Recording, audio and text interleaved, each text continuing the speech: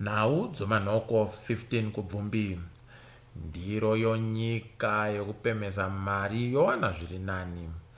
Nyasi gurukota rokubuditsiwa kwemasoko Monica Mutsvangwa ataura masoko kuti homwe yomari yakamirira kuwisana nodziwa mupengo yava ino mari inoverengeka. Watiwo kuno mari yekuamerica inokwana mamiriyoni 41 uye mari yenyika inokwana mamiriyoni 20 nyangwe zvazvo chiri chinhu chinofadza kuti vanhuwo zvavo nomakambani ari kuita kututira mashereni muhomwe iyi, iwo sohurumende waribeka nasendi ribodzi wakaisa parutivi kuti chirwere ichi chigowisiwa. Chatiri pekunyepiwa ndechekuti mari yainzi yakasainiwa nomutungamiri wenyika North yakaendepi. Homwe yehurumende yanzi yakavhurwa kusimbisa urongwa hwekuwisa COVID-19. Wachitaura nozuro gurukota rezvomari waNcube wati hurumende yavo yakadurura mari inokwana $570 wemamiriyoni emadhora emuno kuti iite basa rakasiyana-siyana kukuisa dziwa mupengo. Watiwo imwe yemari yakaseenzesiwa kuwaka kwakaitiwa pachipatara cheWilkins, imwe ikapuwa kukambani yeCamplex kuti itenge mishonga yokuchenesa mvura, uye imwe yacho iri kuseenzesiwa pazvirongwa zvomazuva ose zvokuwisana nodziwa mupengo. Tozoda kutombwa kuti mari ibvenekiwe nounyanzvi kuti yakaseenzesiwei pachipatara cheWilkins uye kuti imari.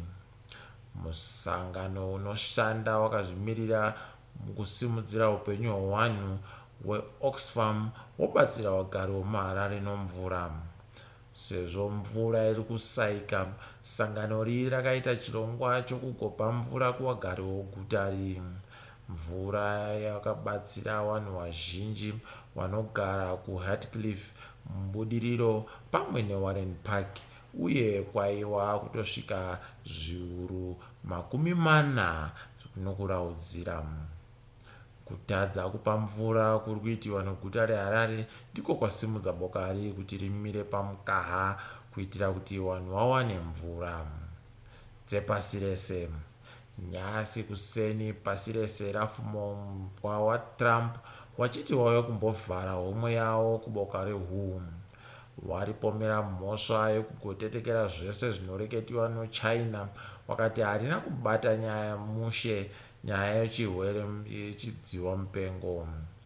Watiwo hurumende yavo iri kumbomisa kupa boka rimari kusvika zvazemeniwa kuti chii chakatora nzvimbo. Danho rirabva raita kukwachura mavhiri ongoro yeutano hwemhomho inomirira bazi reWHO kuti riwabatsire pasi rese. Nyika dzowarombo dzinosanganisira Zimbabwe dzinogona kupinda panyahwa kana mari iyi ikasawanika kuno vamwe. America yegani inodurura mamiriyoni 400 kubazi reWHO, uye China iri kundoisa 40 wemamiriyoni emari yekuAmerica, asi ndiyo iri kunzi iri kutetekewa zvainoreketa. Idi ng'ombe kuronzewa ukama wakaringanzira. Nyika yeZambia yoridza chiwepu kukambani yeMopani Copper Mines iri yeGlencore. Hurumende yenyika iyi yati iribe kupiwa nguva yakakwana pakuvharwa kwomugodhi womhangura uye nehumwe hunhu hwavari kufarira. Kuita kukwapa kushushikana kukuru kune vamwe varidzi vomugodhi vari kuti zvikaitika sokurehwa kwazvaitwa nehurumende, vananyamari vanogona kunzvenga nyika yeZambia pavanofunga kugounza mari. Ukama hwekambani yemopani nehurumende yeZambia hwagara huri hwokundofunyisana chisero nguva dzose, heno hukazonakawo. Tichiri mumigodhi, rimwe bato rinomirira vashandi vomugodhi muSouth Africa riri kutsutsumwa nomuitiro weImplats.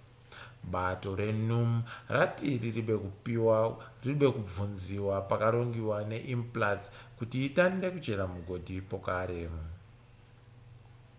hwakurudzira vashandi vavanomirira kuti varege kuenda kumabasa kusvika paisiwa matanho akakwana okuti varege kubatira chirwere chedzihwa mupengo. Izvi zvauya mushure mekunge hurumende yakabvumira kambani yeimplants kuti ivhure migodhi yavo pokare zvisinei nomupfigwa uripo. Topedzisira nomamiriro okunze.